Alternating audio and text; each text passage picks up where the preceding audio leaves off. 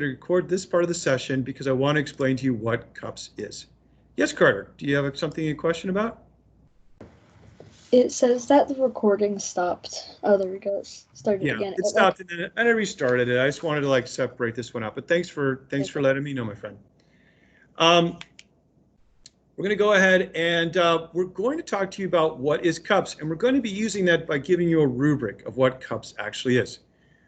We're going to start by beginning our summary for Chapter 2 for history question, or for City of Ember. So we're going to use let me get the blank piece of paper right here. And I'll show you the rubric that we're going to use called the CUPS rubric. Yes, Carter? Oh, okay. All right, so let's get a lined piece of paper and a pencil. We're going to be using this piece of paper and pencil for our rubric about how we're going to be using CUPS. So what we're going to be doing is we're going to put on here on our top of our right hand is we're going to be writing our name again.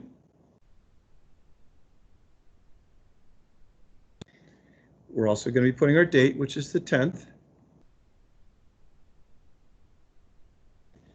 And over here on this side, we're going to be going ahead and putting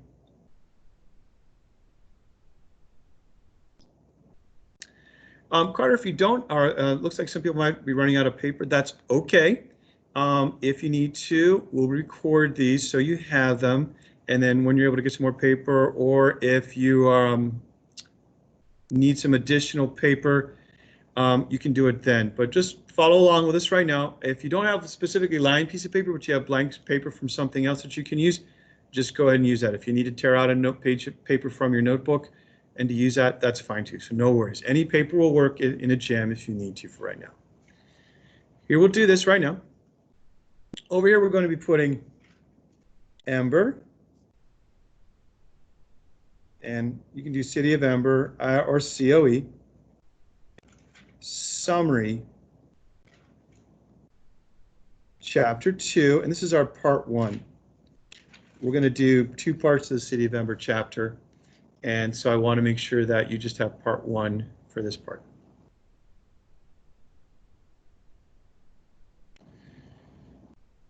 Now, boys and girls, what we're going to do is on this paper, we're going to include a rubric. And a rubric means how you're going to be graded on this summary. Henry, do you want to go ahead and type your question in the chat? If you're not able to, just go ahead and unraise your hand and then just unmute your projector, unmute your microphone and ask your question.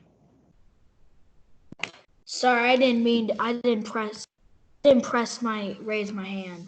No worries. Just go ahead and just mute her up then. And thanks. All right.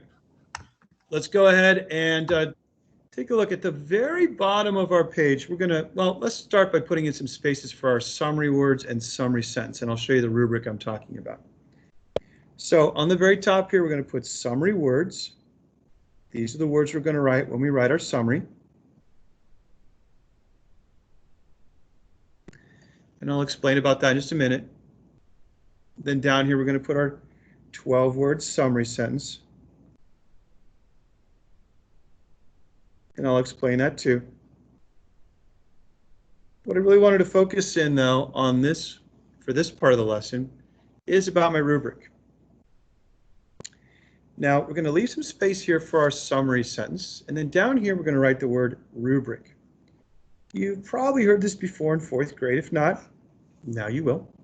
Rubric is how Mr. Yates grades you on things. So it's sort of like my checklist. I want to go through it and make sure that you're doing the things that you are supposed to be doing on every assignment, and the rubric helps us to know what those things are.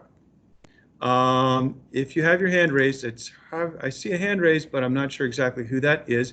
So if you have your hand raised up, just go ahead and unmute your microphone. Oh, that's it. Abigail. Abby, it looks like you're having your hand raised. What's your hand? Are we still doing like the 1 word per page thing? Yes, and I'll go over that in just a minute about the details of how to do a summary. I just want you to have your summary words, 12-word summary sentence. And then I want to go over the rubric right now about some things that are really important with CUPS. All right, I want to show you CUPS. On pretty much every writing that we do, we're going to be using CUPS. And I want to explain what CUPS means so that you can kind of see it broken down. Throughout the year, we'll just usually use it as C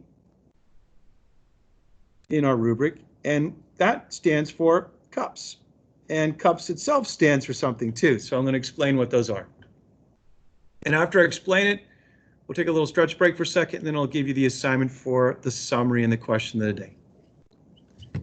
So let me show you how cups works. The C stands for, and I'll write it out here so you remember, normally what we'll do after today, we'll just remember that what these stand for by using C. Cups, and I'll put a C right here, and I'll put a little equal sign next to it. Okay. Thank you, Riley. Just go ahead. I'll take a look at that. C stands for capitalization, and I want you to put that right there. Capitalization. That means you're using capital letters correctly.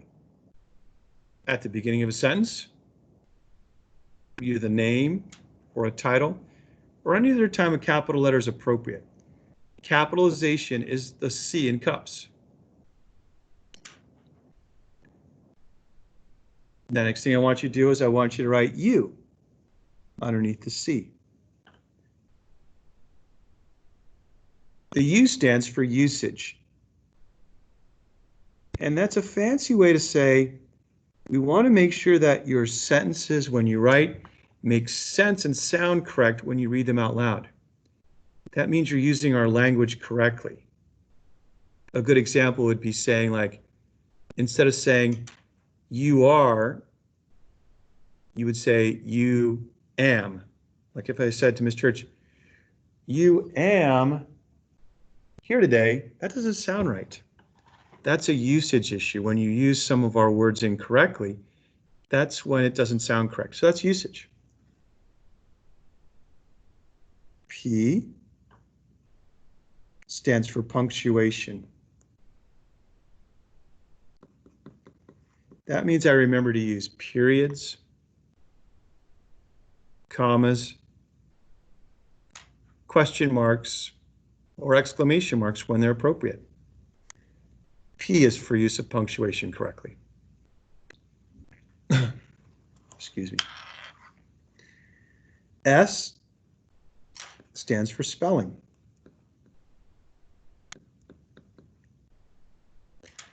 That means we want to try the best to spell words correctly. They should be either those, if the small words that we know how to spell, like was or where or were. It can also mean larger names of words that we see in the text or in a lesson that we can spell correctly because we see them in a printed place somewhere or we see them on screen, so we know that we can spell those correctly. Yes, Jace. Are you able to type in your question?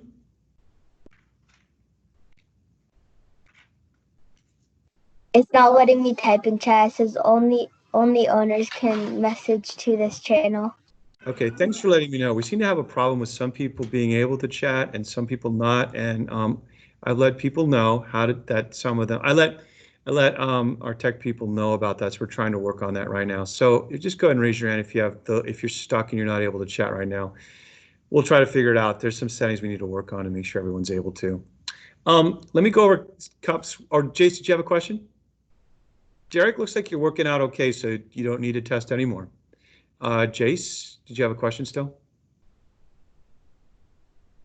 No, I was just wondering about the chat.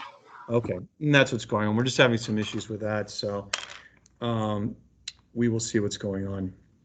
Hopefully get that fixed.